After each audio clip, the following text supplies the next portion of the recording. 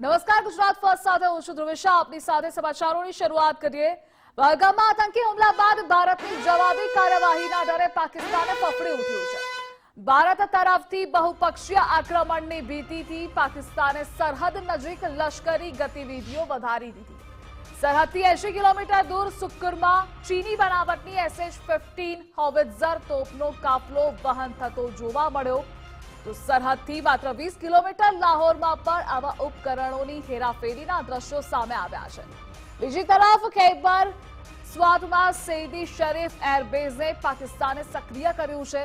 આ એરબેઝ પર પાકિસ્તાની વાયુસેનાના F-16 અને JF-17 વિમાનો સતત ઉડાન ભરી રહ્યા છે. સ્કાર્દુ એરબેઝને પણ પાકિસ્તાને સક્રિય કરી દીધું છે. તો સામાન્ય રીતે લાહોર અને સરગોદા ફ્રન્ટલ બેઝ તરીકે, જ્યારે પેશાવર એરબેઝ ફોલોબેક તરીકે એક્ટિવ કરાયું છે. તો ભારત તરફથી સંયમિત અને વ્યૂહાત્મક રીતે અપાઈ રહેલા જવાબથી પાકિસ્તાન ફફડી ઉઠ્યું છે. ભારત દ્વારા જડબાતોડ જવાબ અપાઈ રહ્યો છે. પાકિસ્તાનના નેતાઓ પણ ડરી રહ્યા છે. પહલગામ આતંકી હુમલા બાદ ભારતની જવાબી કાર્યવાહીના ડરે પાકિસ્તાનમાં ફફડાટ છે.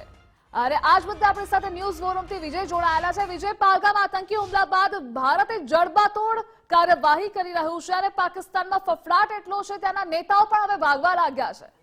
બિલકુલ ભાગવું પડે તેવી પરિસ્થિતિ છે, કારણ કે બોલ બચ્ચન બનતા ત્યાંના PPPના અધ્યક્ષ બિલાવલ ભુટ્ટો જે પ્રકારે સિંધુ જળ સમજૂતી મુદ્દે એવું બોલ્યા કે જો પાણી બંધ કરશો તો ખૂનની નદીઓ વહેશે, પરંતુ ખૂનની નદીઓનું બોલ્યા બાદ પરિવારના ક્યાંય ખૂન ન થઈ જાય પાકિસ્તાનમાં તે ડરે તેઓ ફરાર થઈ ગયા છે.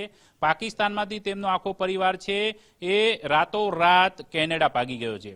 આ પહેલી વખત નથી, કારણ કે પાકિસ્તાનના આર્મી ચીફ મુનીર હોય તો એમનો પરિવાર પણ પ્રાઇવેટ જેટમાં ફરાર થઈ ગયેલો છે. ઉપરાંત જે અન્ય સેનાના જે જનરલ છે એમનો પરિવાર પણ ફરાર થઈ ગયા છે. એટલે મોટાભાગના સૈન્ય અધિકારીઓના પરિવારો પાકિસ્તાન છોડીને ભાગી ચૂક્યા છે, કારણ કે તેમને મનમાં એક જ ડર છે કે ભારત બહુ આયામી રીતે વ્યૂહાત્મક રીતે જે રીતનું આગળ વધી રહ્યું છે તે સંદર્ભે કોઈ મોટી કાર્યવાહી થાય તો નવાય નહીં. બીજી તરફ પાકિસ્તાનની સેનાની જે ગતિવિધિઓ છે તે અંગેના જે તાજેતરના અહેવાલ છે તેમાં સ્પષ્ટ થાય છે કે ચીની બનાવટની જે SH-15 જે હોવિત્ઝર ટોપ છે તેની ગતિવિધિઓ છે બોર્ડર તરફ જોવા મળી રહી છે, જે સરહદથી 60 કિલોમીટરની અંતરે આ પ્રકારે ગતિવિધિ જોવા મળી હતી. આ ઉપરાંત જે તેના મહત્વના કેટલાક જે એરબેઝ છે તે પૈકીનું જે ખૈબર પખ્તુનખ્વામાં આવેલું જે સ્વાત એરબેઝ છે ત્યાં પણ પાકિસ્તાની વિમાનો છે તે હવાતિયા હવામાં મારી રહ્યા છે તેવા વિડીયો પણ સામે આવી રહ્યા છે. ઉપરાંત જે સ્કાર્દુ એરબેઝ છે તેને પણ એક્ટિવ કરી દેવામાં આવ્યું છે.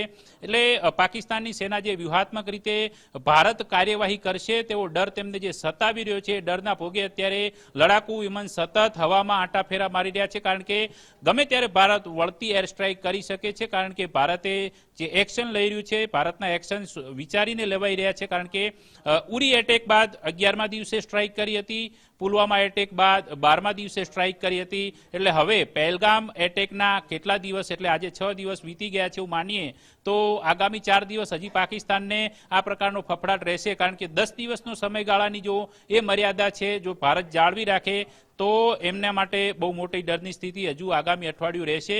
પરંતુ ભારત આગળ વધી રહ્યું છે તો ચોક્કસપણે મજબૂતાઈથી જવાબ તેને આપવાનો છે સુનિશ્ચિત છે. ને એના માટે 11 વાગે જે આજે વડાપ્રધાન મોદી અને સંરક્ષણ મંત્રીની મહત્વની બેઠક મળવાની છે તેના પર પણ ભારતવાસીઓની નજર છે કે કોઈ મોટો નિર્ણય લેવાઈ શકે છે વર્તમાન સ્થિતિના અધીન. તો આ પરિસ્થિતિમાં અત્યારે પાકિસ્તાનની સ્થિતિ એ પ્રકારની છે કે ત્યાં લડાકુ વિમાનોના ઉડાનથી ત્યાંની જનતામાં ભય છે, અને સૌથી મોટો ભય તો ત્યાંના અધિકારીઓ, નેતાઓ, સૈન્ય અધિકારીઓમાં છે. એટલે સૈન્ય અધિકારીઓએ તો તેમના પરિવારોને રવાના કરી દીધા છે. કોઈ બ્રિટન ગયું છે, કોઈ ન્યૂ જર્સી ગયું છે, અને હવે આ બિલાવલ ભુટ્ટો જે ફાંકા ફોજદારી કરતો હતો 1 દિવસ પહેલા, એનો પરિવાર તો ભાગીને કેનેડા જતો રહ્યો છે. જે વિજય જોડાવા બદલ આભાર આપનો.